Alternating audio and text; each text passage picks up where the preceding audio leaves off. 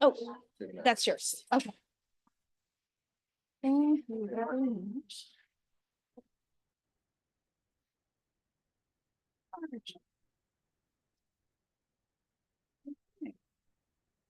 I do believe we are live. Okay.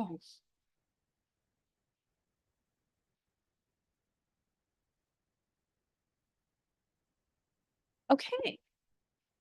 Good evening, everyone. Welcome to Art in the Basin. My name is Amy Joy. This is our, oh, thank you very much. This is our 8th season, and we are celebrating it in the month of Poetry Month, right? Like, how exciting is that? It wasn't planned, I swear. Okay, so like 8 years ago, I'm sorry, I shouldn't say like. So 8 years ago, I'm getting rid of that. No, that's just our YouTube live telling us we are live. Okay, so 8 years ago, I came out into the community. I didn't know what I'd find, but I sure found a lot of really awesome people and made some really cool friends. And hi, how are you? And we are still here doing this thing, and we have some amazing performers for you today. So help me welcome the man who will be your guide for the rest of the hour. Once known as the minor god in the Chicago poetry scene, author of 4 novels, including my favorite second acts, please help me welcome Tim W. Brown, everyone.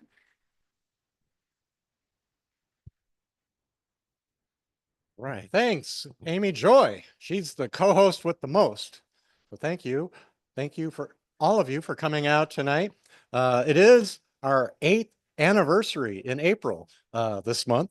And the way the calendar fell, we actually had room to do 3, count them, 3 different events because of the other Tuesday kind of thing worked out that way. So here we are at the end of April. We started on the very first day of April. Yeah, how often does that happen when you have like 5 Tuesdays in a month and then you can, use 3 of them? So it's really a treat for us to be here for these 3 times this month. And thank you, as always, for your support. We want to thank, of course, Monomore Coffee and Wine that has had us here from the very beginning. 8 years ago when we started, as Amy Joy mentioned. Let's see. We do have a couple of readers tonight that we'll introduce momentarily. But meantime, I want to start off with a poem of my own. I get to read this once a year because the tulips bloom basically once a year. They're here for 2-3 weeks in April-ish, and then they're gone. And we're right in the middle of peak tulip season. So that is what I'm going to read about. This is an old poem, but again, I get to read it every year at this time, so I'll read it again today for you.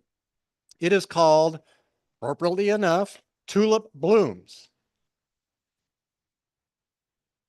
The tulip bulbs of spring do not unfurl their leaves in my neighborhood, where those who care enough to plant cannot uproot cement, nor crowd out broken bottles that sprout furiously in yards.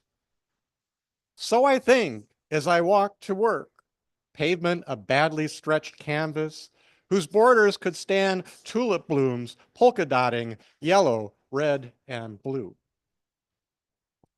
Tulip blooms, everybody. That was an original poem. Sometimes I read other people's poems in these introductory sort of moments. Let's see, what can I say next? We've been here for 8 years. We do have social media that I'd like to always remind people of, and to please have you join us online in our social media, become our friends or contacts or fans or whatever. Should mention that tonight, as like most all of our readings, we are live streaming on YouTube presently. So this is going out live to the inner tubes, and then will of course be compiled and saved for posterity's sake. So you can always come back if you want to learn more about what you might have missed. It'll be on YouTube come tomorrow morning, or maybe later this evening. Anyway, so we are Art in the Basin on YouTube. We have a channel. Art in the Basin on Instagram. And of course, on Facebook, we are AITB hyphen Art in the Basin. So please do, again, follow us. We disseminate our news that way and notices of our upcoming events. Let's see. So we're going to kind of reverse things a little bit tonight to accommodate our readers, our reader, waiting for the second reader to show up. Hopefully she'll be here. So we're going to do the open mic first. We're not doing a hybrid open mic tonight. We're only going to deal with people who are in the cafe here, in the room, as it were, as opposed to people on Zoom. And you know, it was only last year that I realized that Zoom and room rhyme. Anyway, so we're in the room tonight. So we didn't really do a list, but anybody want to come up and do the open mic while Ann? Everybody, let's welcome a former reader, what? Ann.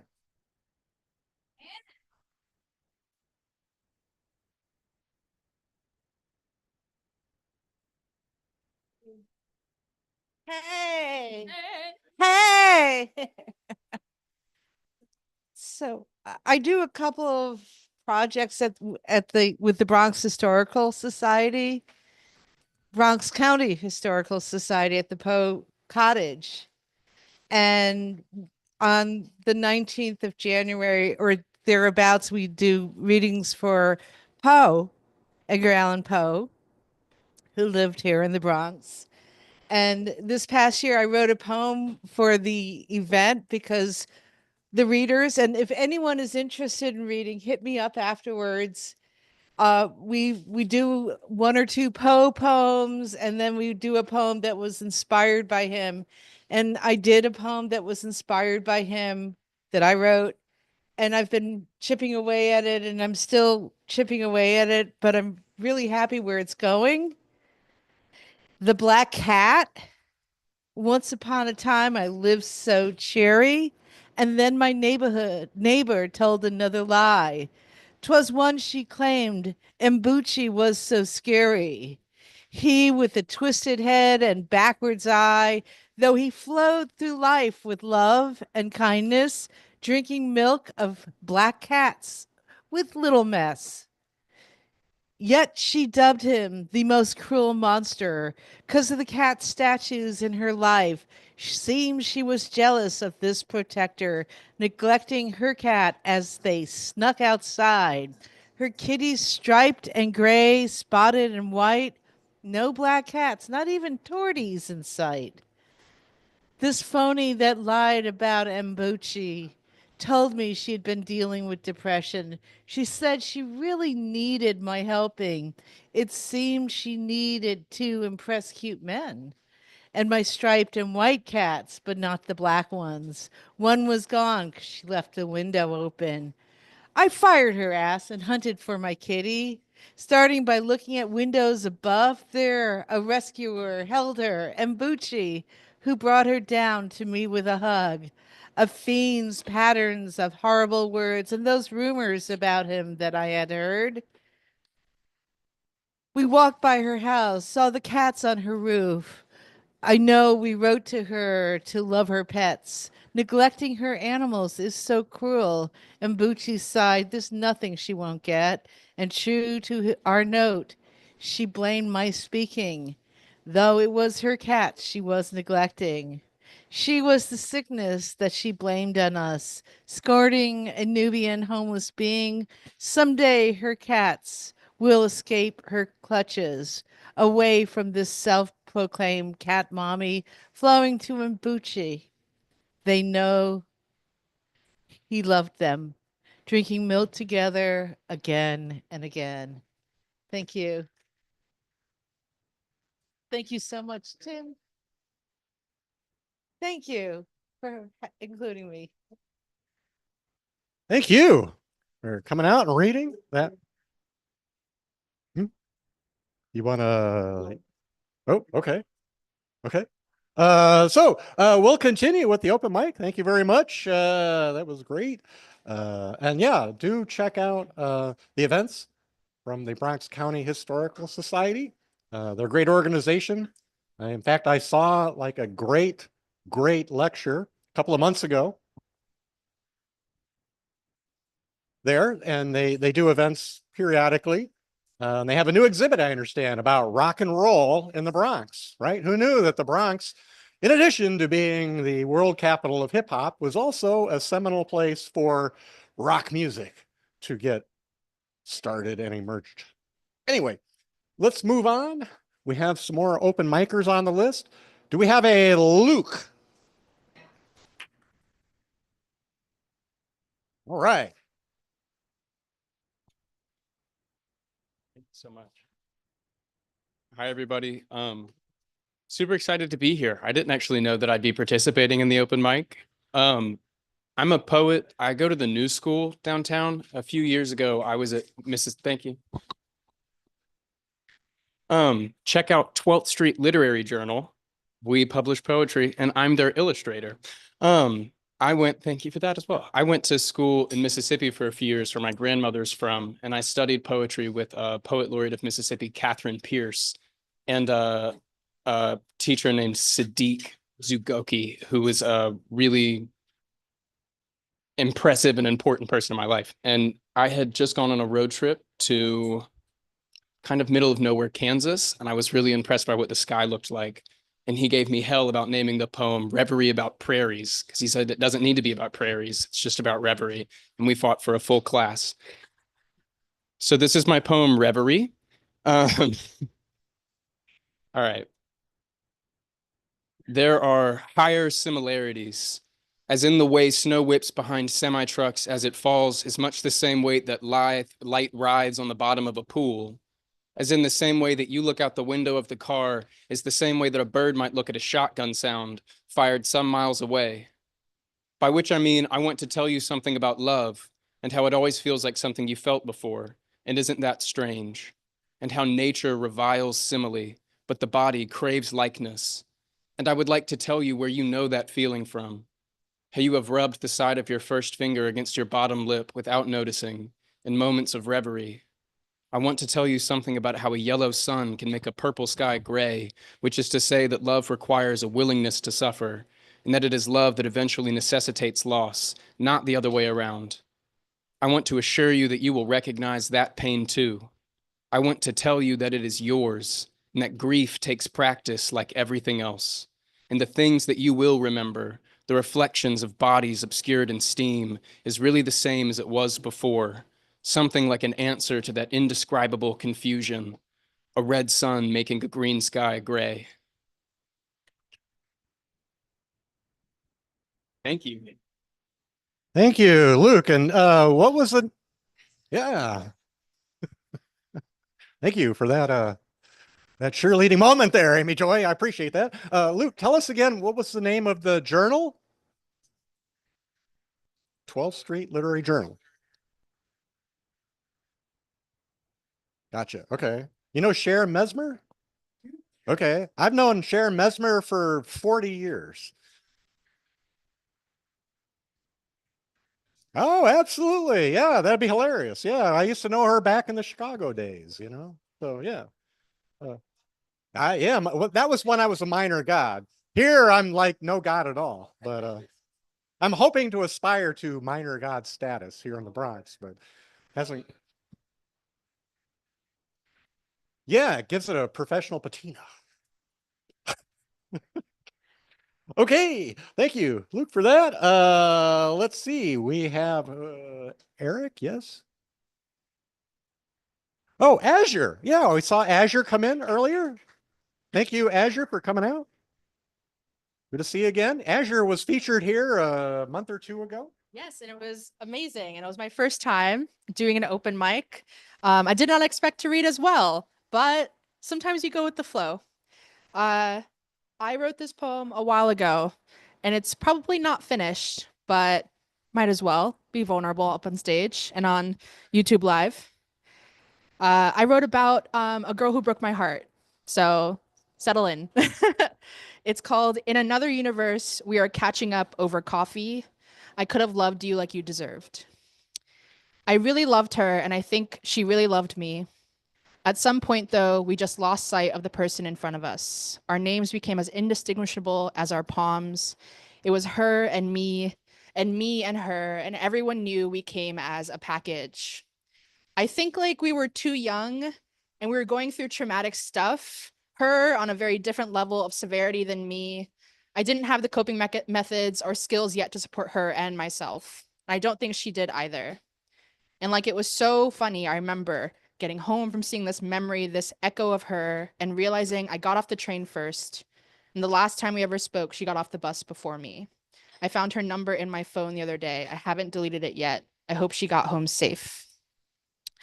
I think I see you on the train the day before my 25th birthday. I keep glancing your way and then back. And I think the stranger sitting across from you is thinking the same thing as me. He locks eyes with me and then squints at you. That's her, right? You're seeing this. The hair, the glasses, is that her? The nose is not as curved, but her posture is so familiar. It's her, right? A spot opens up across the train car. I get a proper look at the woman in the seat.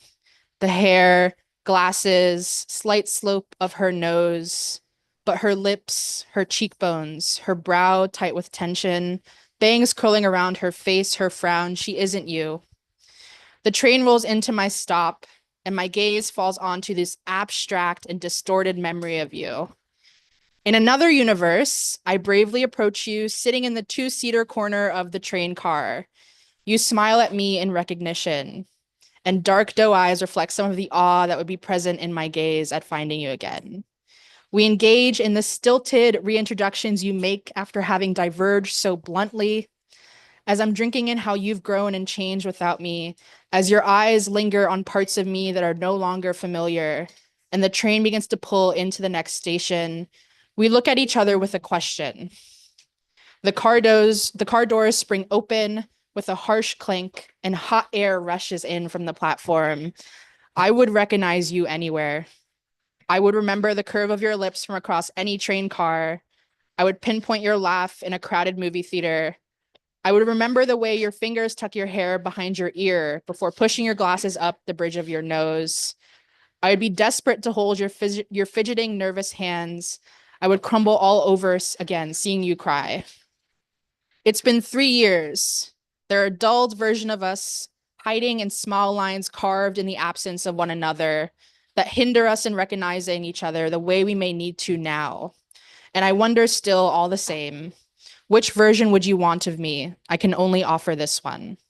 The woman has closed her eyes. I get off the train. The doors shut behind me with an unwaveringly cyclic clink before finally pulling away. Thank you. Righty, thank you, Azure. The eternal in our fleeting moments. Man, love that poem. Thank you so much for sharing that with us. Want to welcome back another former featured reader and performer at Art in the Basin, Eric.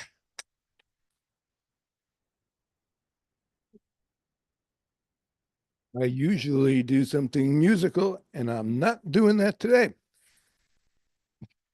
Don't get that happy about it, please. So something wonderful happened to me today. I have one pair, or what used to be a pair of burgundy socks, and I couldn't find the matching pair. But today, it showed up, and I was so happy. So I have written a compilation, I guess you would call it, of sources of inordinate enthusiasm. Because as you get a little older, like the things that you get excited about kind of start dropping away like dead branches off of a tree, but the tree is still there. So sometimes you have to go with the twig rather than with the branches. So I'll do a couple of short ones, and then I'll do a little longer one, and you'll use the hook to pull me off if it's too long. Oh yeah, sure, you're welcome. Just no, I don't need to do it, but you're welcome to do it. So here's one. The final segment of Dental Floss is of a sufficient length that you can use it. So, of course, that never happens, but it's a nice idea. Finishing a box of strawberries before any have started to go bad. Well, I'm clarify that. That's valid for any fruits or vegetables, but strawberries are the worst offenders in my book. I have an accusation connected with that. Do they purposely arrange the berries in the plastic box so that the already spoiling ones are hidden from view? I bet they do. Driving to a reasonably distant location without stopping for even one red light. That's a good one. So here's a warning. No pretending red arrows aren't red lights. Who do you think you're fooling anyway? No ignoring expiring yellow light. Keep shaking, please. I like that. No accidents involving pedestrians, other vehicles, wild or domesticated animals, or trees, and running stop signs cancel out red lights avoided on a one-to-one basis. So this is my longest one. So let's see, we're among writers. So if you're like me, rather than staying in your apartment, sometimes you want to go out to a nice park or something, which I haven't done for like 6 months, but now that the weather's turning good, I expect to do it. So this one is computer battery life when not connected. Here's the circumstance. It's a beautiful day in the park.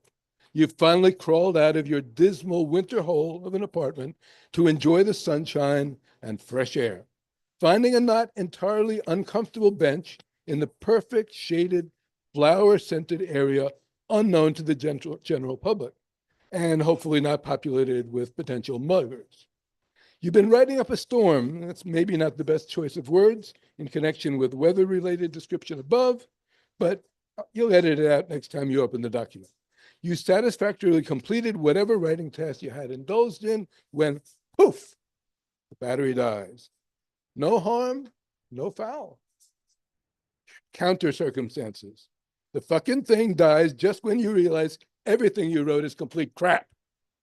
But you suddenly realize how to fix the mess you made, as if the writing skills you've employed were the equivalent of a preschooler's fingerprinting, painting. When you come back to what you wrote, the next version will be brilliant. In fact, competition for Shakespeare, Tolstoy, and maybe a little Beethoven and Elvis thrown in for good measure, if you must say so yourself. By the time you get home and plug in, however, you've totally forgotten that brilliant idea for fixing up the disaster sitting in your lifeless computer, or worse yet, you realize the absolutely extraordinary flash of brilliance is just as completely crappy as what you wasted your whole day writing. You could have spent your time like any normal living creature walking around, enjoying the boundless gifts Mother Nature has bestowed upon us. Getting some exercise, relaxing, smelling the roses literally or figuratively, or both. You delete the fucking document and empty the trash so you can rest assured you will never see that fucking document again for as long as you live. A few months or years or decades later, you remember you had such a good idea for a story. Didn't you even write it once a very long time ago when you were still in your prime, not all dried up without a single creative idea as you are now in your dotage? This could be the impetus for a comeback. You can even use exclamation points again, like back in the good old days. But maybe not back when you wrote that really, don't double up on adjectives. In fact, omit them unless they're absolutely necessary. Spectacular piece that probably was so far ahead of its time, you didn't recognize at the time that a Pulitzer or Nobel or Booker Prize would have been handed to you. That document must be somewhere in your old computer, right? It still works. No, you threw it away, but you copied it onto a flash drive. So flash drives only work with ancient computers nowadays. but there must be a way to extract it, though that could take a long time and money, and maybe it'll sound a little on the old-fashioned side. Who writes like that anymore? So much shit nowadays, not like back when there were such literary giants. Like you might have been if you hadn't had to go into advertising to support your family in the manner to which they were accustomed. And we'll finish out with one more. Finding a forgotten item of clothing in a closet or drawer. Here's a reality check on that. You probably didn't miss it. You won't wear it anyway, or it won't fit. Thank you. Thank you, Eric. For those of you who may not be familiar with Eric, his musical sort of performances also are infused with the sort of humor that you heard there. Anyway, thank you, Eric, for coming out and being a supporter of Art in the Basin for all of these many years. Appreciate that. Have a couple more open micers on the list. Is there a Danadi? Danadi? Oh. Danadi. Oh, you've been here before. Okay. All right. Thank you for coming out again. Thank you. Okay, hi. This is a poem that I haven't shared with anybody. It's called Did You Teach Me? Did you teach me, or was it passed on in my DNA? I've started sweating in the night, trembling with the aftershock of a night terror forgotten, dripping all over, breathing shakily, with no recollection of what left me like this. I think I'm dying, but I've most likely just come up from a wave of emotion that does not belong to me. Did you teach me, or did you gift it to me in my DNA? My corrupted DNA, your ruptured DNA, the lines that recall the lashing from your father, that hold the abandonment from his mother, that can't forget the drunken anguish of her father. You bestowed upon me a fear of the world, a fear that paralyzes me at my most vulnerable, causes me to convulse so hard, I wake up sore. I've been sweating every night, having flashbacks to a war I was never part of, a war I can't remember, a war that's lodged somewhere in that corrupted DNA. At the doctors, I list my familial ailments and quiver. I feel ill. I feel ill. I think I'm dying. My DNA calls to me. It's a matter of time. I can hear it so clearly now. It's a matter of time. If it isn't the cancer of the body, it will be the cancer of the mind, the one that drives you crazy because he strung up the dog on that tree, and as he did to the dog, so shall his descendants do unto themselves. I think I want to die. I think I'm afraid to die. I think we're cursed. If I had never suffered at the hands of another, why do I think like you? Why do I have these night terrors like you? Why does this fear strangle me like it strangles you? Did you teach me? Or was it passed on in my DNA? Thank you. Thank you, Donna D. Donna D. Donna D. I'm sorry. Anyway, thank you so much for coming out again. I know you were here before, and welcome back anytime. Thank you for coming out. We have one final open micer here tonight. Oh, incidentally, in the house tonight is Nico Diaz. Nico was a featured reader here on April 1st, helping us celebrate our anniversary this month. And so we're grateful to him for coming out tonight and for coming out on April 1st, believe me. So let's welcome Marcus.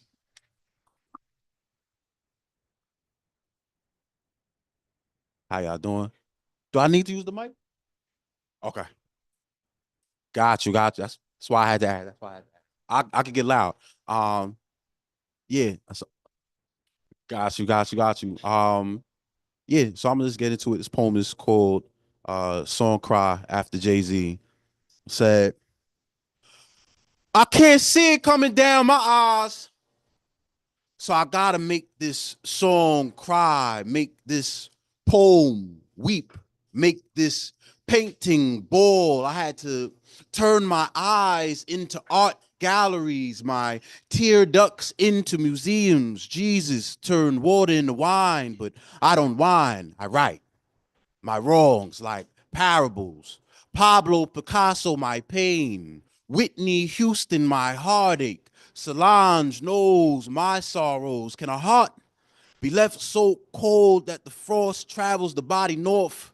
Brain freeze without cold consumption, no tears, just icicle, cyclical sadness, sedated, chakra blockages, tear ducts twisted and braided. I can't cry, but I can crazy, I can courageous, I can't stage this, I can't stand up and be hysterical, face it, can't even cry laughing. Dehydrated drainage system breakage, I gotta sing it, my eyes, a desert, my tears, an ocean, my pen, a river, my pen, my tears, lost panic to get home outside of I. So desperate to escape from body that they morph matter to express what's the matter, the mad hatter or mad rapper or SAG actor for crying out loud. I can't see it coming down my eyes, so I act like everything's fine, like I don't mind going out my mind, like tears are a luxury gifted and I'm poverty stricken, pottery twisting, ceramics, manic man don't cry, man black eye, black man, third eye blinded by the light, rocking to and fro, wounded warrior when writer's block brandishes Beretta, berating, better pray when I can't make the song cry. Because when my tears can't flow and my flow can't flow, I bloat from the water retention. I float on the water I enter, but I drown in my sorrows. I have to let the art express what my eyes protest, what my trauma revolts, what my ego resents. I know a man is allowed to cry, but I can't see it.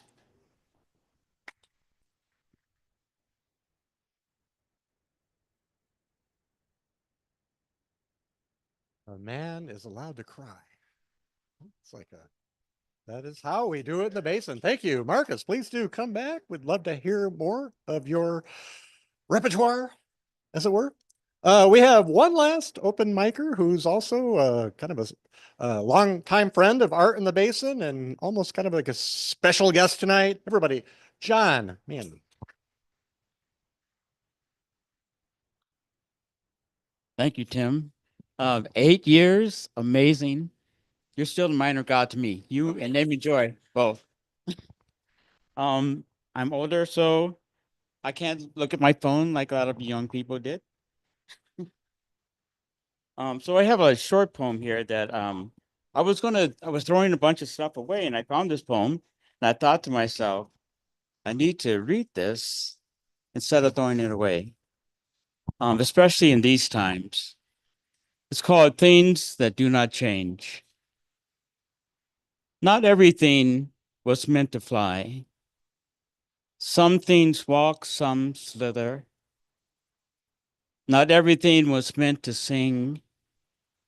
Some things do things quietly.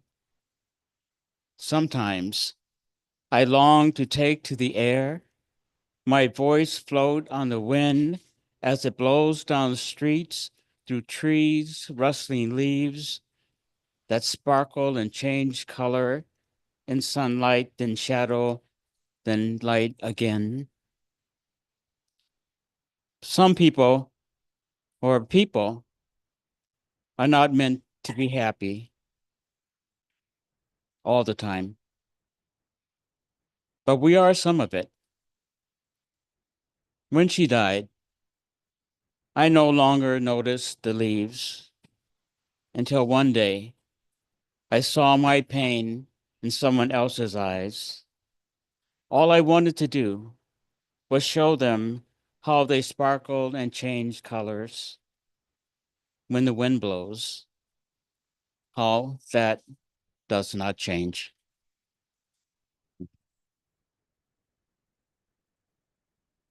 Thank you, John. Welcome back. It's really nice to see you tonight. I'm really glad you came out and have you back. Okay, so it's time for the main event.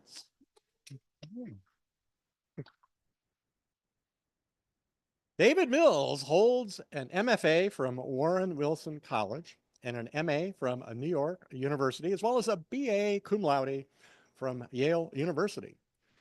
He's published 4 poetry collections: Bone Yarn, The Sudden Country, The Dream Detective, and After Music. His most recent book, How the Earth Answers, is about slavery in the Bronx. For copies, email David at Simply Syllables, that's Simply Syllables run together like it sounds, at yahoo.com. Everybody, please welcome our honored featured reader tonight, David Mills.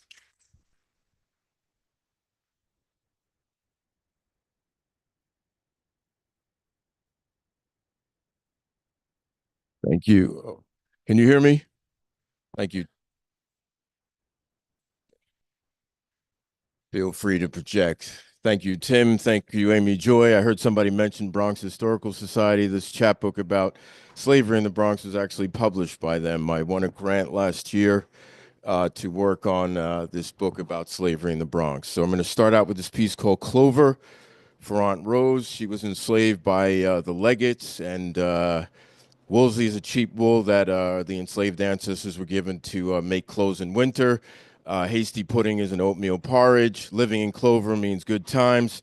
Patty pan soup is a squash soup. A handy Andy is a person who does various odd jobs. Biggin is a child's cap.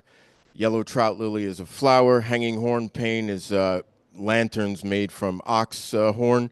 Clock silk stockings are stockings with ornaments. And sack is an infant's short jacket. Clover for Aunt Rose. Master Leggett thought of the women he owned, a Bronx garden, and he would move from petal to petal, lapping life's nectar from the sweat in our necks. If I would have let him sip my skin, my woolsey dress might have had fewer snags. The hasty pudding might have been creamy cakey. But for a bit less of better, I kept a pinch of my pride, living within the givens I was given. But oh, how I wish I was living in clover, 'cause even leaving master out of it, this now the 3rd set of legates I done reared up. I could use a breather. Somebody please share your breath. Pass it to me like a bowl of patty pan soup, 'cause I'm a handy Andy, always on call. Hold master's baby to keep master from making me his mischief and his mistress. I tie her sack around her chubby neck, which might as well be a chubby nothing, 'cause if her head were a goldenrod, her neck was a flower pot sturdy as darting fish. She had on her stomacher, smile when I slid on her biggin. I would dress and wash her 3 times a day, tend to her through the nights, her wet nurse even when my bosom seemed to have rolled up their white rain. She cry, I rise, she stir, I stir, from the time the sky's a garden of stars till there's just a yellow trout lily up there split 6 ways to its heart. I put her down midday every day, but no break, no. Mistress Leggett might have me clean the porch's hanging horn pane lanterns or darn their clock silk stockings. Also had to look after they kids that walk. Daughters in red skirts and long hair curled under linen caps playing knitting Nancy. Older boys having hoop battles, running in circles after circles made of wood. I was lucky if I got some thin gruel once the night convinced itself to be quiet. But way before the evening responded to its own invitation, when I made my way back inside with cheeks beaded from the 4 o'clock heat, I made that baby pap. Ingredients, equal parts recollection and guesswork. When her food was warmed up, I brought a silver spoon to her lips like a breadcrumb boat that had taken on boiled water. She opened wide, and that delicious ship gently docked in her toothless, gimme, gimme mouth.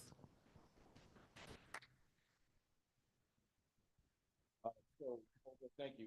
And Van Cortlandt Park, there's a dammed up area that was actually used to make or used for the water to power the grist mill. And this was Jacobus Van Cortlandt, who had taken over that land in 1700. And the enslaved were the ones who dammed the brook. It's Tibbetts Brook.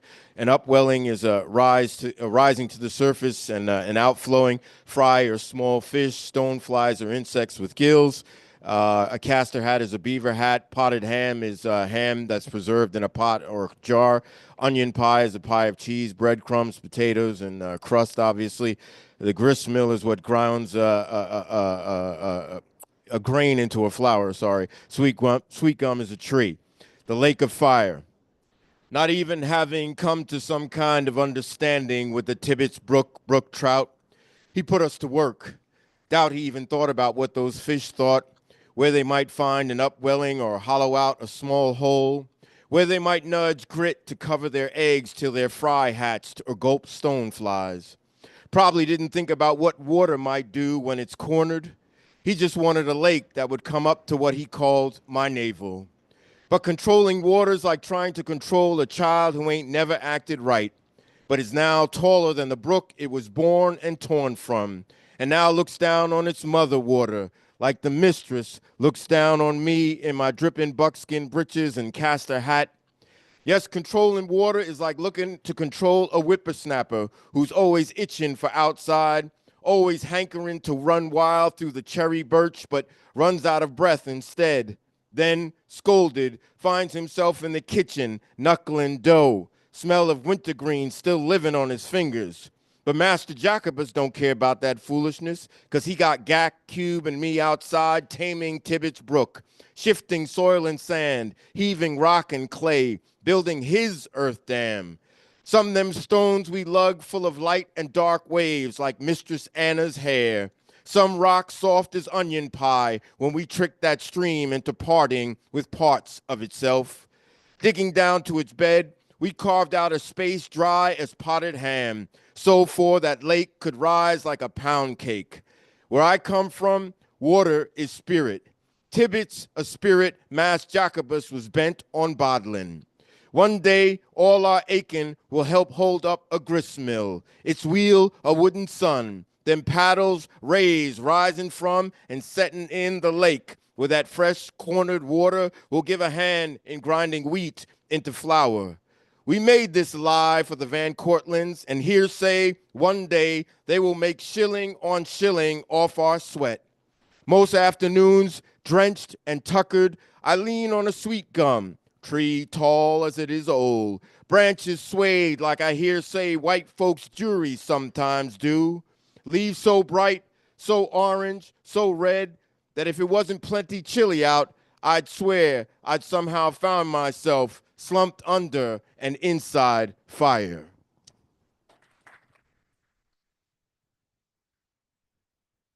So I grew up in the Bronx. This is actually my first time reading from this book in the Bronx. I've read it elsewhere. So, thank you to Art in the Basin for this opportunity. So I played sandlot football for the Co-op City Rams. I grew up in Co-op for the most part, a little bit on East Tremont. So this is about playing back as a teenager and not knowing there were enslaved bodies underneath there. So the old putt is the railroad that used to run between Sedgwick Avenue in the South Bronx and Brewster. There's some references to algebra. I'll just kind of do this with my fingers because my football coach was also my math teacher. Oklahoma was a drill that we would do to kind of toughen ourselves up. Greenway was where the grass was, where we practiced. A John Deere cap is a trucker's cap, and a nylon net back is like the mesh that would be in the back of those. I'm trying to think. Okay, let's see if there's anything else. I told Brewster is up in Putnam County. Rene Descartes actually invented the graph. He was also a philosopher. You'll see where that comes in. So this is called the Earth's algebra. Shoulders under shoulder pads under blue and gold jerseys, cluck of Nike studs on asphalt. Even before Saturday scrums, his every syllable embroidered by spit. Coach talked history when we passed, and he pointed to what he said once was the Van Cortlandt Railroad stop, the old putt. It looked like 6 rusted upside-down L's to me, hunched over a couch of fallen leaves. The truth table. We busted out laughing loud as water splashing against Brainiac Saffron's orange and green plaid shirt. Same way we chuckle behind Saffron's back before the toughen ups, those Oklahoma drills, when I, in arm pads wreathed by ace bandages, bandage clips like tiny cobra fangs, and splattered on my back on the balding Greenway grass which was hard as Saffron's sixth grade algebra tests and IS 180's Brown and Bayes Fortress. But this exam took place between blue pylons. Would I, in co-op's autumn darkness, let Troy Cooper plaster me as he cradled the pigskin as if it were a lemon-shaped gift basket? Wearing Coke bottle bifocals, Saffron blew his whistle, and me and Troy leapt up and pounded our feet like cleated pestles. I was one of the few who could halt Troy, the cyborg teenage freight train, but not without me traveling at least 4 light years in the sky, letting my head borrow and rearrange the stars wafting before my eyes. Did Mr. Saffron think we didn't know that under his foam front snapback John Deere cap, he wore an auburn toupee that looked like a cheeseless all-sauce pizza, that nylon netback let his hair replacement unit breathe easier? His teeth small, dingy as pumpkin seeds, with real pumpkin seeds between them. During games, I nosed on my mouth guard as if it were stubborn gum. In the huddle, we would call a play, clap, and break. Us defensive linemen made teepees with 3 fingers, shot the gaps at odd angles, stuffed their lead runner in the backfield for a loss. You only know loss if you cherish something that's gone. Any human multiplied by 0 is 0, too. As the 19th century started to shrivel, they laid down a steel 40-mile-long equal sign, tracks that curved and sometimes buckled come summer. Here, white men with sweat paler than their flesh stitched spikes into the earth, ignorantly unearthing the earth that cuddled the bones of those who once worked the earth, tending acres of cover crop winter wheat for the Van Cortlands. They tilled, plowed, and harrowed. They planted and scattered, like forgotten history, seedlings in the fall. Same time of year our cleats typed that earth. Greater than and less than statements. These statements are inequalities. But that way of woe was gone half a century before white men smeared steel from Brewster to Sedgwick Avenue, and the dead had been dead at least that long when white men dug for bank gravel the way our mostly black and Puerto Rican sandlot hands dug into the turf with less than a minute to play. Graphs provide powerful tools for dealing with problems. From the sideline, Saffron signaled a blitz. We shot the gap, shadowed their play-action quarterback, wrapped and drove him into the earth like spikes were driven into those tracks the century past. The truth set is all the people that worked. We leapt up, pinched the earth from our face mask. The scoreboard clock leaked its final seconds, 17-3. The truth set is a subset for the replacement set. We headed back past that rusted wraith of a train station.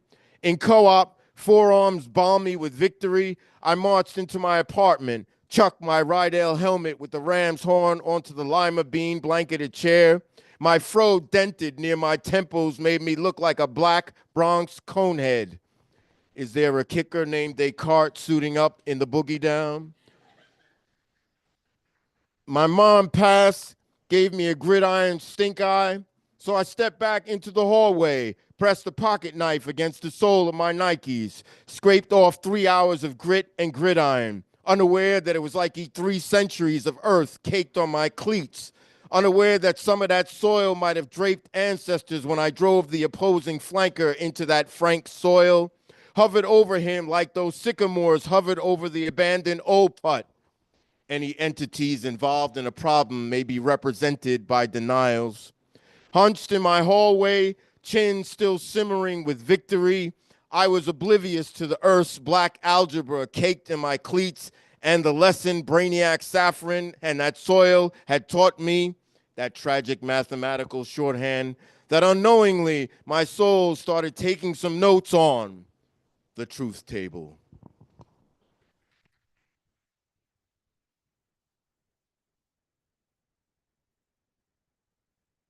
for my boy Phil sitting behind me. He discovered or unearthed the Hunts Point Cemetery. If you haven't had the chance, there are enslaved Africans buried over there. It's about a gentleman named Bill Swan who piloted the HMS Hussar, which was a British ship during the Revolutionary War, and he was enslaved.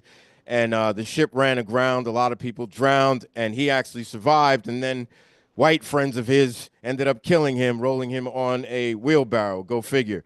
Harlem Kills is a small stream.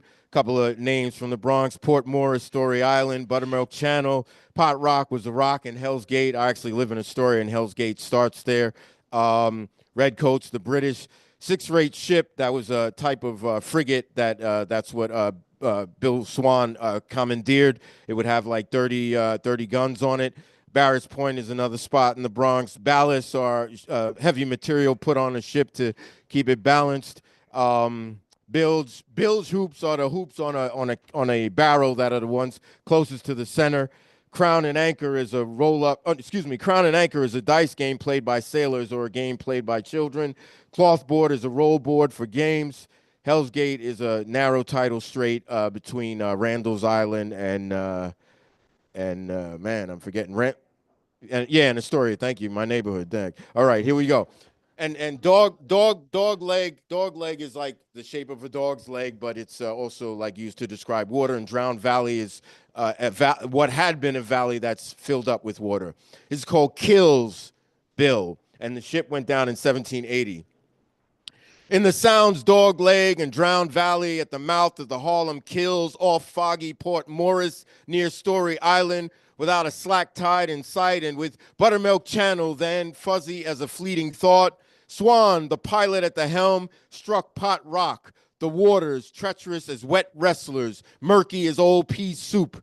Must have been loyalists, because all the American prisoners, their legs manacled like chain shot, their screams sopping wet and silenced, were sucked under along with the six-rate ship. But somehow the redcoats all managed to clutch their British breath. Swan, the only unchained American, his grandfather had paid that transatlantic price, found himself bobbing in the Sound, sometimes swimming under the straight skin, its water so dark it was as if his eyes were sealed shut. Still he treaded the 2 miles to Barrett's Point, its shore swathed by walls of ballast and muck, rotted beaver and bobcat. Gasping and washed up on that coastline, he teetered on life's tightrope, a low wire, hemp, 2 inches in width, not even a foot from the ground. His greatest feat, just keep breathing. Because there's no circus barker, no baggage wagons, no steel rings to toss and catch, no poles for balance, just a twisting abyss between the big and second toe, just ankles and woe. One curved barefoot in front of the other, and braided swaying where Swan was a battered acrobat and living was a thin slipper his soul could ease out of. Its then friends happened upon him and thought somehow to revive Swan by rolling him atop an oak barrel. He howled and furiously shook his fists as if they were impossible bottles inside of which were shriveled ships that never sunk. And his comrades continued wheeling him round. Swan turned those fists into tempests, shook them as though he believed, as at those he believed were friends. Sand anointed his soaked clothes, and as he lay plastered to and sandwiched between the barrel's bilge hoops, Swan wondered why his friends kept pushing and pushed him far from West Farms, far from the meadow of twice married Thomas, far from Master Hunt, yet so close to those referred to as captains. In life, there are at least 6 sides to each story. So he continued to shake his pruny fists as if each cupped cowbone die was eager to be rolled, unlike Swan, across this too often orphaned shore, as if it were a clothboard, and this a game of Crown and Anchor, a game Swan would risk losing. But instead, on that day, he lost his life. Not to Hell Gates boils, but to those he thought were friends, but who turned out to be just hell on what felt like a batty wooden wheel. And thank you. Impossible bottles are those bottles that you stick ships in, and chain shot is 2 cannonballs that have a chain between them, and they're shot out of a cannon. All right, so I'm going to read two from my book about slavery in Manhattan. I'm doing a tour of slavery in this city, an ugly tour. So this is, there was a revolt in 1712, and there were three women who had participated. One of the two, Sarah Abigail, was pregnant, enslaved in the City Hall dungeon, kept alive till she gave birth, and then hung on the Commons. The first half of the poem uses a lot of legal diction because the governor lived above there, the courts were there, so forth and so on. And then the second half uses a lot of diction around contractions, imagining her giving birth. I won't get into women, cisgender women supposedly lie on their left side during the third trimester. Wall Street is named because enslaved Africans built the wall that the white colonial settlers eventually turned into Wall Street. Necessary tub is a bucket that they put in the room with her. She was kept alive for 3 months. They never took it out, and that's where she defecated. That's it. It's called Which Two Split Flash, and it's lost to history who it was, Sarah Abigail. In a pinched and dank corner cell at the corner of Wall and Broad, without interrogation or constitution, beneath rulings and arches, 4 dials on a clock, beneath arguments and archives, petite juries and Supreme Court, beneath criers and bailiffs, peals and flutters, beneath bells and constables and birds and cupolas, beneath perches and deputies, whipping posts and small talk, beneath windows and gilt, wainscot and lawyers, beneath deep thought and bench wigs, warrants and decorum, beneath 2 floors and black robes, conviction and hand-wringing, beneath plaintiffs and gavels, punishment and appeal, beneath charge and indictment, a hung head's arrest, beneath a trial and its rumors before acquittal and pardon, there's a case and its verdict. Excuse me, I'm setting my clocks here. There's a case and its verdict. Shit, where am I? There's a case and its verdict before a judge and one's peers. Beneath sentences and pillory, evidence and stairwells, between wrongdoing and wrong done and who's right and what's wrong, the City Hall dungeon, where in darkness lies a woman with child.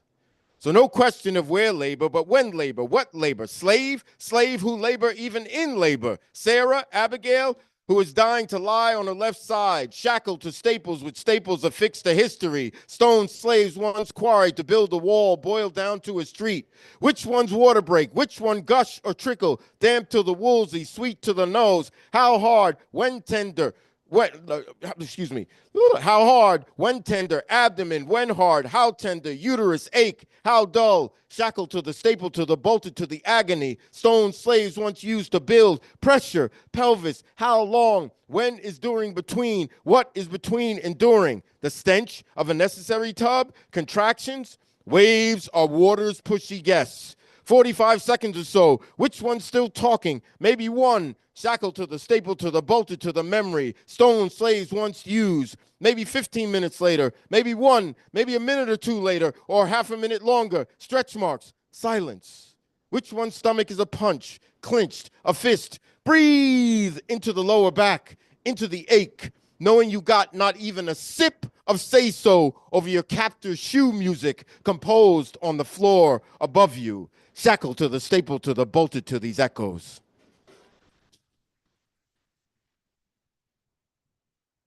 Two more. So this is another piece about the 1712 revolt. The hysteria of the white colonial settlers was such that they even broke on the wheel a brother who hadn't even participated, whose name was Klaus. Penny knife is an 18th century term for a pocket knife. Kip was a street in Lower Manhattan. And being broken on the wheels when they tie your limbs to a cart and they have someone hit you with sticks and cudgels till you die. The epigraph is from Thomas Jefferson's Notes on the State of Virginia to guys suffering severe cognitive dissonance. Indeed, I tremble for my country when I reflect that God is just. Thomas Jefferson, and he was specifically referring to slavery when he wrote that. Mercy. Along the city's jawline by the wharf where a peck of slaves were auctioned, Klaus might have heard tell how Robin sunk a penny knife into the conch below his owner's shoulder. Now barefoot, he is stripped to the waist, spread eagle, bound to a wagon wheel, spokes versed in grass and its green obedience, mud-scorched metamorphosis, the way snow delivers news piecemeal from the heavens. Limbs stretch, slowly rotated on that wheel. Klaus absorbs the dust, the turns, the deliveries, each journey's leg and arm. Executioners seldom traffic in compassion. This one punishes Klaus bottom up. First, a sledgehammer rains on his shins. Jesus, have mercy, he screams and rotates until they snap between gaps of the wheel. A wooden cudgel sings to his kneecaps. He howls and rotates till they shatter. Even the chalky, taunting throng winces. Then the thunder of an iron bar is administered to his forearms. He shrieks and rotates till they're smashed. The elbows, the chest, the endless bone cracking caught a quarter of a mile off until, against God's own architecture, each limb dips like a fractured hammock. On the commons, between Broadway and Kip, the wheel is nailed high on a pole. Sparrowhawks peck at his broken body. For 4 days, for likely only having offered Robin a penny knife or shelter in the wee hours of an April morning, he is bloody, billowing, laundry. Only death has the stomach to dry. One more. Thank you, thank you. I have copies of both books if anyone's interested in continuing to support the arts.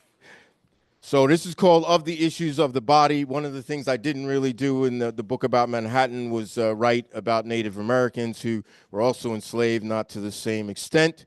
This is about a couple, a married couple, Robin and Hannah.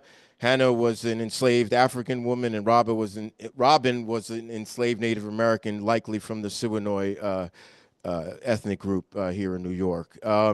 They were enslaved in Hunts Point to the Leggetts, specifically Elizabeth Leggett, who lived from 1656 to 1724, and also to her husband, Gabriel. And Elizabeth bequeathed the two of them to her daughter, Mary. Elizabeth was actually illiterate. Okay, let's see, what else do I need to tell you? Planting Neck is a peninsula that's near the Bronx River. Patton is land. Scythes or curved blades used for mowing grass. I refer to West and or another West, and that's actually Westchester because the Bronx was part of Westchester up until the 19th century.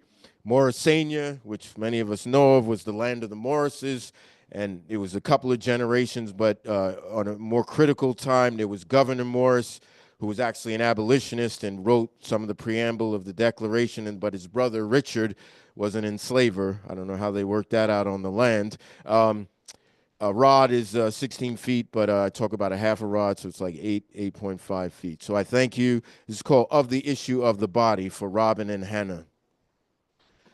Of the body, of the body, of the issue of the body, of the Negro, of the Indian, of the Hannah bequeathed to Robin. There's their boy, they called him Abraham. There's their girl, they named her Jenny. Of the body, of the body, of the issues, there were many. For the Indian, for the Negro, of the body, when in bondage, there was Hannah, wed to Robin, owned by Beth, then by Mary, who in death to her daughter she deigned to give what's known as holy, with only marks and not her full name when she signed again and again. Oh, their bodies held in bondage, think not, rented breath and increments, inhales, exhales, their bidding done. Oh, their kingdom, it will not come, for the body, for the blood. Oh, the issues of these bodies, are there issues for these bodies? One of copper, one of chocolate. To one, this land was first, to the other, this land was forced up on the body, upon the body. Were the children chopper, coplate? Was their hair huddled or flimsy? Were their noses bubbled or sickled nests of breath or hives of death? Was English their entry point, the way their mouths made sense of how their days had been dented? Of the bodies, what's the issue with forever and how it lingers? Call them shackle, call them shilling, call them offspring, call them progeny, for blood will always haunt the body. Look, there's an orchard and its acres, some 1,200 belong to Leggett.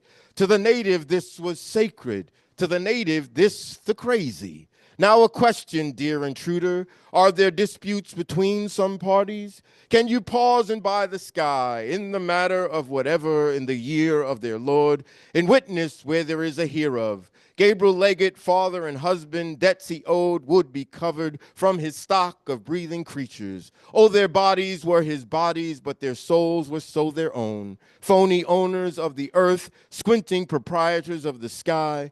Note the woodlands now have green airs where the earth is pinched and scalds the ground. Mute the earth that mangles the air. They, the yeomen who seed the soil, work tomorrow and its backyards, work the meadow of planting neck, march the salt that smears the sorrow. Oh, the body, oh, the issue, should there be one? With the Hannah, with the Robin, who worked the mill by the Whitewood, on the patent that's called the West Farms, squeezed between another West and Morrisania, of those lots and of those half-rods, this argued earth where they would toil, attractive land not puckered enough for them to handle with their bodies, or the size that they would clutch. So boil your tongue up in a quiet corner and scrub the houses and the outhouse, erase the out and face a house. Oh, the chestnut by the river marked its body deep with seasons.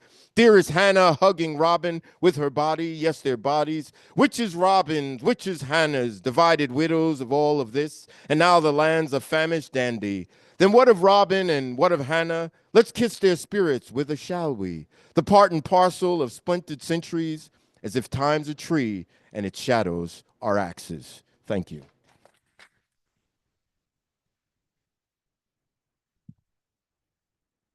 Continue to support the arts. I got copies of both books. Thank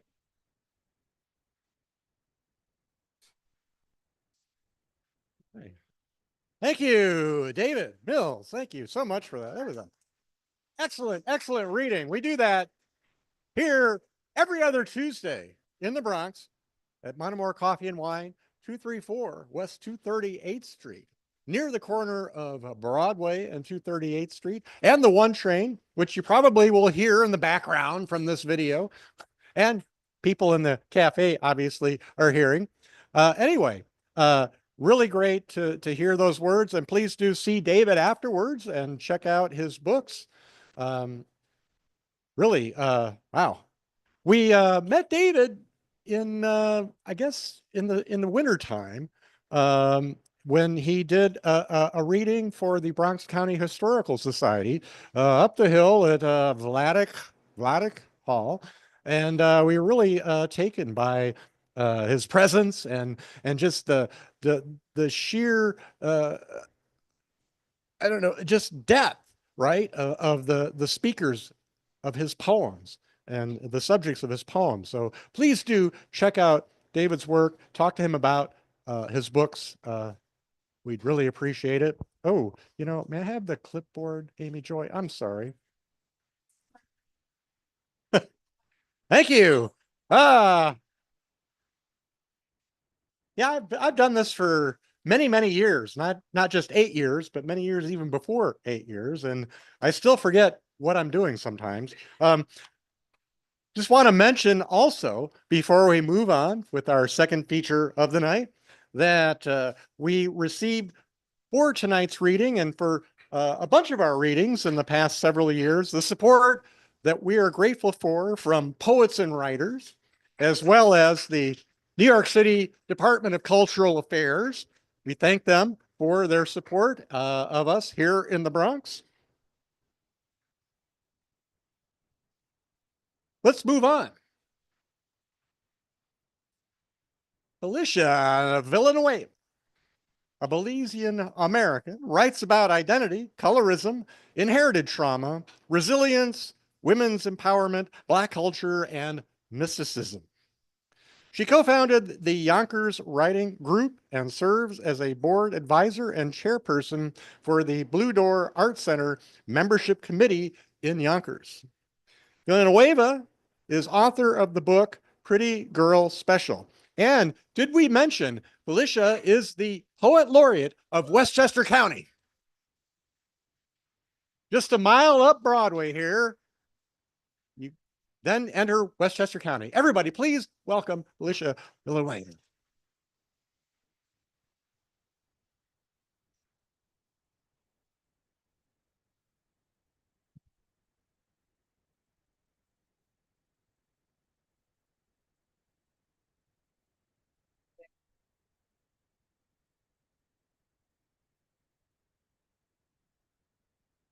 So Phylisha is handing out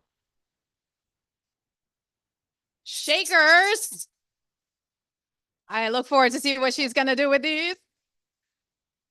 I'm going to remove this. Yes, please. You can hold on to this. Thank you. You can move that right with that one.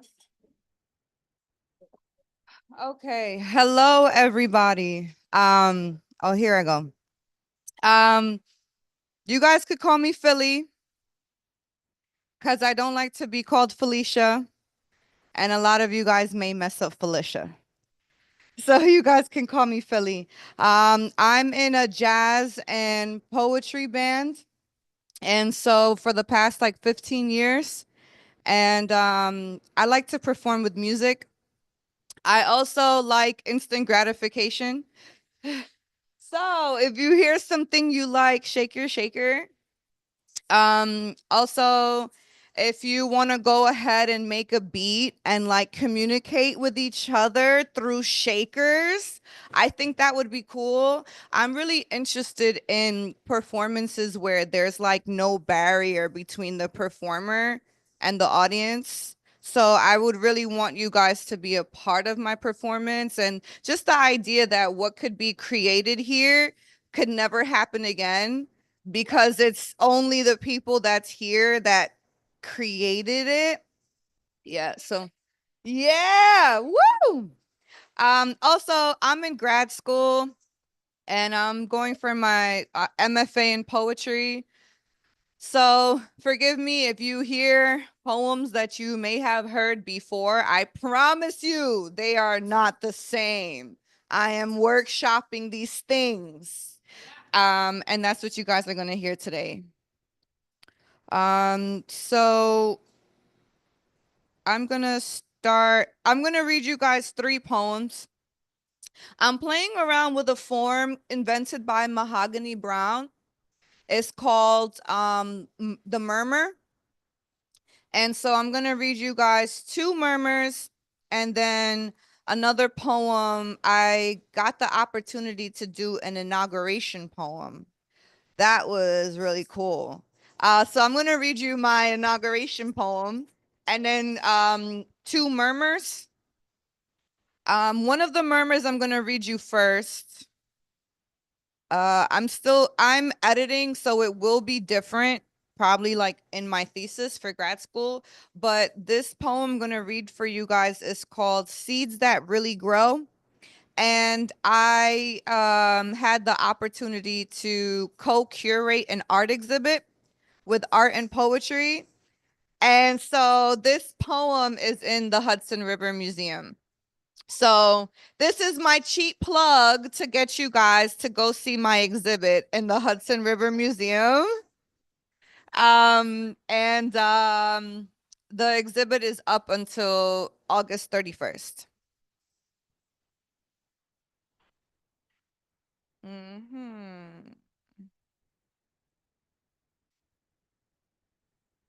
Wall poem. Here it is.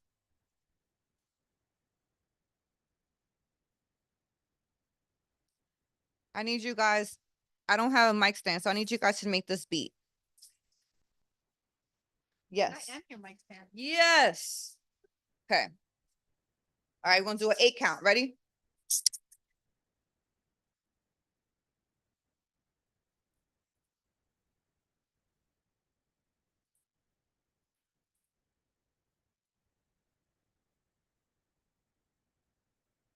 You guys could stop. It was 8 times. 8 count.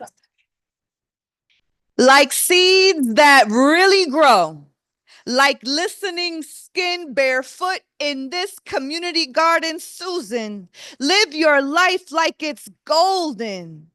You can and you should take up all the space like garden noise.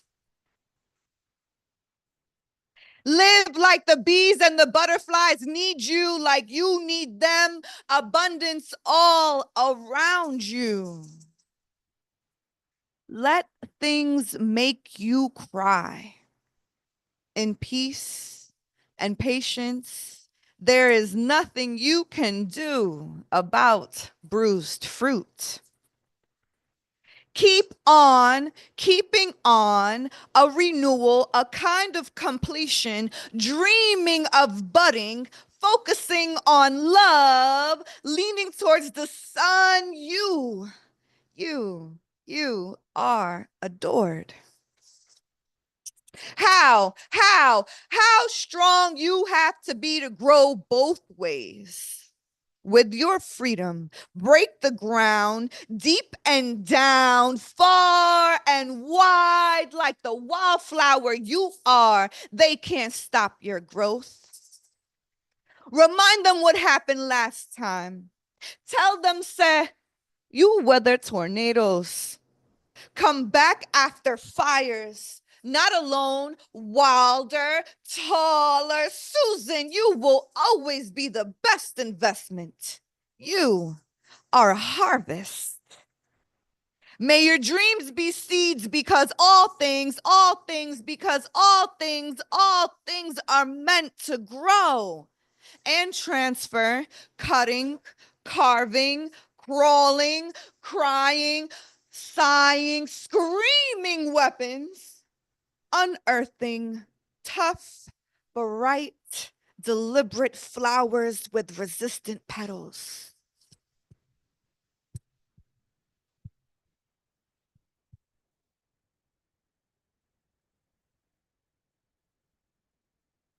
Like listening skin barefoot, Susan, live your life like it's golden. Take up all the space. Live like the bees and the butterflies, abundance all around you in peace and patience. About bruised fruit, a renewal, a kind of completion, focusing on love. You are adored. To grow both ways with your freedom deep and down. They can't stop your growth. Tell them, say, you weather tornadoes. Not alone, wilder and taller. You are a harvest because all things are meant to grow. All things are meant to grow. Crying, sighing, screaming weapons with resistant petals.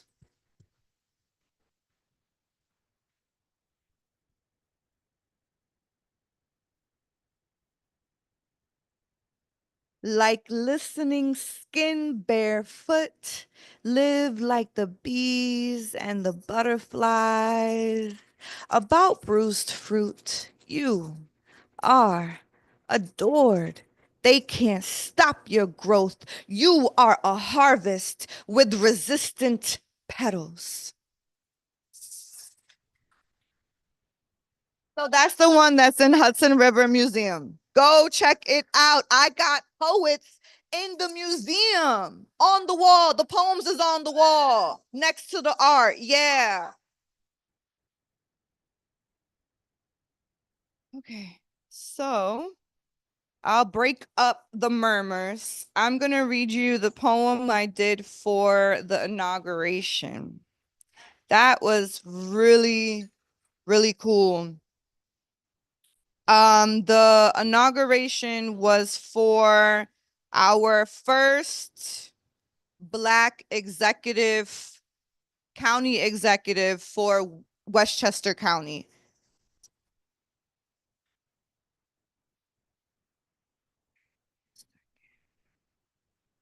Sorry, y'all. This is my whole thesis here. Okay.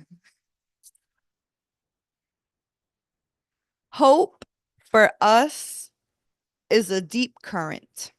For Ken Jenkins, the first Black county executive of Westchester County. This is a legacy covered by ancestral winds, a generational ebb and flow, continuously rising like the rain, returning to the sky. A poet at a podium, books are banned, history blurred, and freedom of speech, a light switch flickers under hands that try to shut it off. The babies are watching. We need someone that would help us believe, serve steady with trust, to reflect the sun like the Hudson, a river that never forgets, the villages and voices that carried us here. So we gather like a tide, pulled by something greater, because hope for us is a deep current. It moves with persistence, shaped by natural forces. It is inevitable, a gift, a force that craves through barriers, connects past to present, to move like the Hudson. To hold both storm and stillness is to know the weight of ice, the promise of the tides returning, to hold both resistance and renewal, to carry what came before and what could not hold itself and still push forward. Every step forward, a chance to write the truth. We don't just need metaphors. We need movement. We need voices to rise beyond the podium, to shape the world like water, to break silences the way the Hudson breaks against the shore. This is legacy covered by ancestral winds, a generational ebb and flow, continuously rising like the rain returning to the sky. Hope for us is a deep current.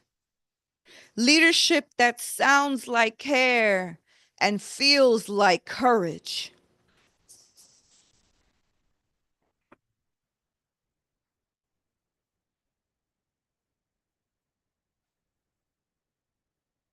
So that was really cool because he had his state of the county the other day, and someone texted me and said that he quoted me, and I was like, okay, that's great. But then I watched the video and he memorized my poem and he recited it.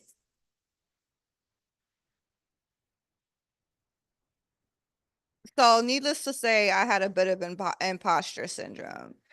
I was like, whose poem is that?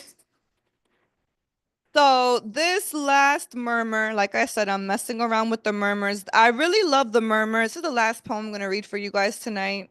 So that means I have a little bit more time to talk about the murmur. The murmur is a really interesting thing because it makes you, when you hear the murmur, you're going to want to probably write a murmur because it's similar to a pantoum. It has a lot of repeating lines and it kind of builds outside of itself. And to want to write a murmur is to look at its inspiration. And the inspiration from a murmur comes from Kathy Williams. The first part of the murmur is 38 lines. And Kathy Williams was in the 38th Infantry Buffalo Soldiers. And she was a woman who pretended to be a man to fight. And so this is a form that Mahogany created that forces you to look back at this piece of Black history. And I really enjoy her brilliance and her genius in creating a form that has such a meaning because she said, you guys aren't going to forget. And I love that. I really love that part. So I just wanted to share that. Okay. So this murmur is called, I Did It Afraid.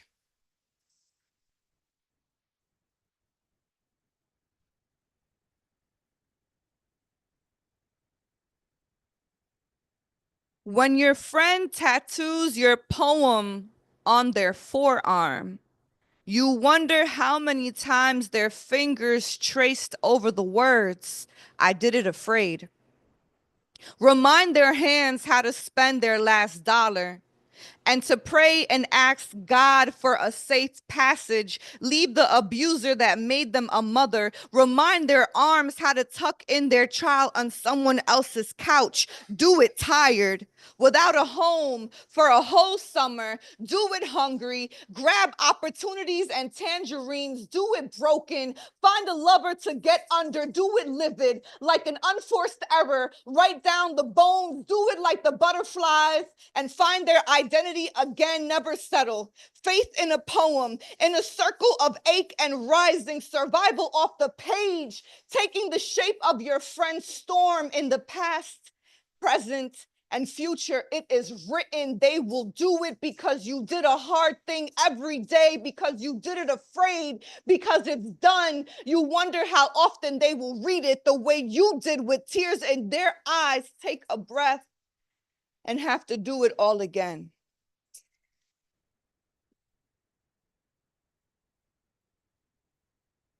Your poem on their forearm. Fingers trace over the words, remind their hands to pray and ask God for a safe passage. Remind their arms, do it afraid, do it hungry, do it broken, do it livid. Write down the bones, find their identity again. Faith in a poem, survival off the page. In the past, present, and future, they will do it because you did it afraid. You wonder how often they will read it with tears in their eyes and have to do it again.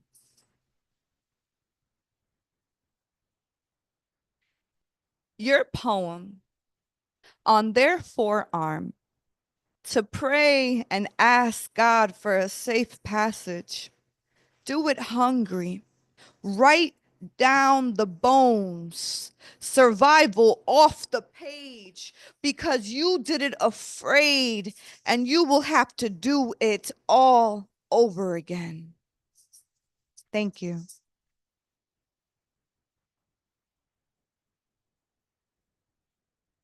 Thank you, Art in a Basin. Thank you.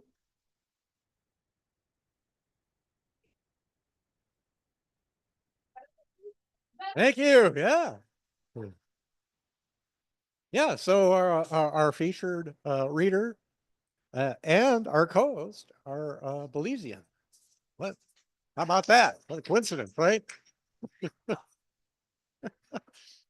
Thank you, everybody, for coming out tonight. In 2 weeks, on May 13th, we are going to host Ron Cole. Ron is a longtime poet from New York City. He's one of the co-founders of the Unbearables. You know them from the 1980s and 90s. They were a group of poets that were quite disrespectful of the establishment. And he's got a new book out about being a bookseller, which he did for most of his career. He was a bookstore employee. And hopefully he'll read stuff from that. But yeah, 7 p.m. here at Monomore Coffee and Wine, May 13th, Ron Colm.